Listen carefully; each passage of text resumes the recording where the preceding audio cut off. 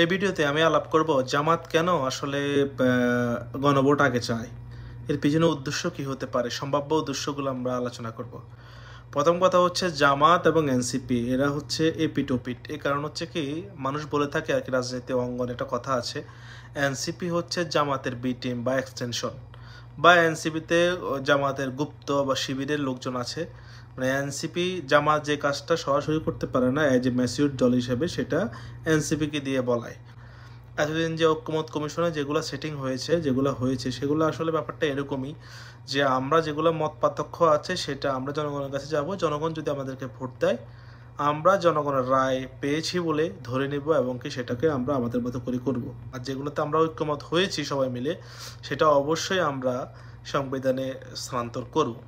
কিন্তু এই জামাত কেন গণভোটকে এত সহজ একটা বিষয়কে, যেখানে ইত্তেফাক পত্রিকা একটা দেখলাম যে গণভোট যদি আলাদাভাবে করা হয় তাহলে প্রায় 3,000 কোটি টাকা খরচ হবে। 3,000 কোটি টাকা, রাষ্ট্রের এত টাকা অপচয় হবে কেন? জামাত কিভাবে চায় জিনিসটা, জামাত কেন ভোট চায় না? চলুন আমি আজকে আপনাদেরকে বলছি সম্ভাব্য কারণগুলো জামাত কেন ভোট চায় না। জামাত ভোট না চাওয়ার কারণ হচ্ছে এইটাই, এই যে ইউনিট সরকার, এই ইউনিট সরকার আপনারা দেখেন প্রত্যেকটা আলোচনায় জামাত অংশগ্রহণ করছে, জাতিসংঘে জামাত যাচ্ছে বিএনপির সাথে পাল্লা দিয়ে। হ্যাঁ, তারপর হচ্ছে সরকারের বিভিন্ন স্তরে জামাত তার প্রতিনিধি রেখেছে, এবং কি এই সরকারের যে উপদেষ্টা আছে সেখানেও জামাতের সদস্য রয়েছে। এখন কালকে যদি নির্বাচন হয়, সে নির্বাচনে যদি জামাত পরাজিত হয়, সেখানে কি জামাতের এরকম কেউ থাকবে? জামাতের কি কেউ ডিসি থাকবে? জামাতের কি কেউ উপদেষ্টা থাকবে? কিছুই থাকবে না। জামাত আসলে সেটা পছন্দ করে না। জামাত সবসময়, ইতিহাসে প্রমাণ আছে, জামাত সবসময় নীতি নৈতিকতা ভুলে স্টাবলিশমেন্টের সাথে ছিল। সেটা হতে পারে পাকিস্তানের বাহিনী, পাকিস্তানি সরকার, সেটা হতে পারে এরশাদের সরকার, সেটা হতে পারে আওয়ামী লীগ সরকার, সেটা হতে পারে বিএনপি সরকার। জামাতের কিচ্ছু যায় আসে না যে তারা কোথায় আছে, কার সাথে আছে, নীতি নৈতিকতার কোনো কিছু নেই।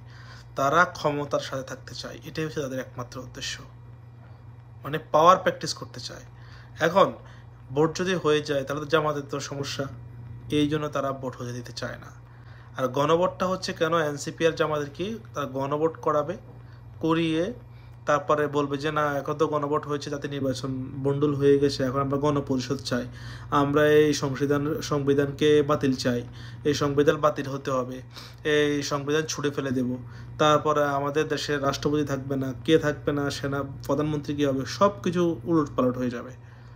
ওই যে প্যাসিবাদ, যে প্যাসিবাদের কারণে আমরা হাসিনাকে বিদায় করেছি বাংলাদেশ থেকে, ঠিক সেই মডেল এনসিপি আর জামাত মিলে বাংলাদেশে ইন্ট্রোডিউস করতে চায়, ভিন্ন একটা নামে, ভিন্ন একটা ওয়েতে, শুধু জুলাই সনদকে সার্টিফাইড করে, মানে ওই চেতনাকে বিক্রি করে এই ধরনের কাজকারবার করতে চায় জামাত।